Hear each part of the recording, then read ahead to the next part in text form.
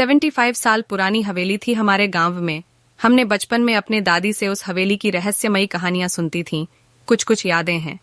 हम अपने दादा के साथ उस हवेली को देखने की जिद की तो दादा ने हवेली के बरामदे तक ले गए, मगर वहां की खौफनाक आवाजों से हम बच्चे डर गए।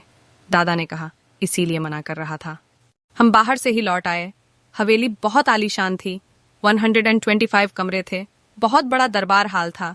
बड़े बड़े झूमर लगे थे, पर सब पर धूल और जाले लगे थे। कई साल से ताले नहीं खुले थे। एक दिन हम बच्चों ने गांव के चौकीदार से जिद की, हवेली की कहानी सुनाओ। उसने हम सबको समझाया कि दिन में कहानी नहीं सुनते। पुरानी कहावत है, मामा रास्ता भूल जाते हैं।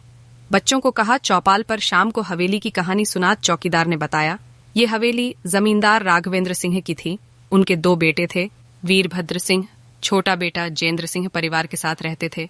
वीरभद्र सिंह अपने पिता का जमींदारी का काम देखता था। जेंद्र सिंह हायर एजुकेशन के लिए विदेश चला जाता है। अच्छी खुशहाल जिंदगी चल रही थी।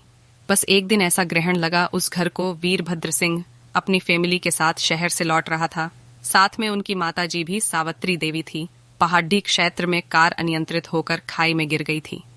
कोई भी नहीं बचा। अब सिर्फ जमींदार रावेंद्र सिंह ही बचे थे और छोटा जेंद्र सिंह विदेश में ही बस गया था। वहीं किसी गोरी मेम से शादी कर ली। जमींदार राघवेंद्र सिंह बहुत टूट गए थे। उनके दूर की रिश्तेदार बहन, बहनोई और भांजे आकर रहने लगे। वो उनके दर्द में शामिल होने आए और वहीं के होकर रह गए। धीरे धीरे उनकी जमींदारी पर कब्जा करने की साजिश करने लगे। जमींदार राघवेंद्र सिंह के बहुत आग्रह पर जेंद्र सिंह की भारत आने की खबर आई। जमींदार राघवेंद्र सिंह बड़े खुश हो गए। उन्होंने अपने बेटे और बहू पोते की आने की खुशी में बड़ा रात्रि भोज का आयोजन किया। कुछ करीबी लोग थे। सब पीने खाने में मस्त थे। रात आधी से ज्यादा हो गई थी।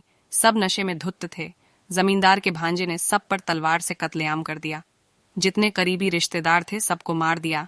यहाँ तक जमींदार के उस मासूम पोते को भी नहीं छोड़ा। फिर कई सालों बाद जमींदार की बहन, बहनोई, भांजे की भी उस हवेली में अकाल मौत हो गई।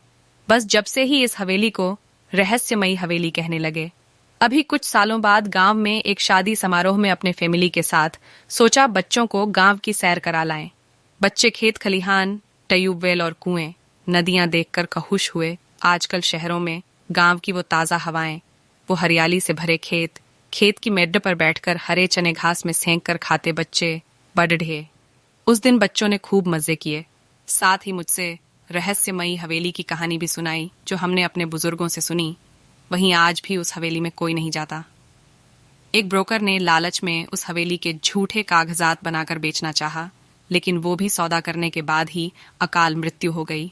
हवेली में एक फिल्म की शूटिंग के लिए लोगों ने साफ सफाई करवाकर कुछ दिन डेरा डाला, मगर उनमें से 1-2 भाग गए। 1-2 साथी मर गए।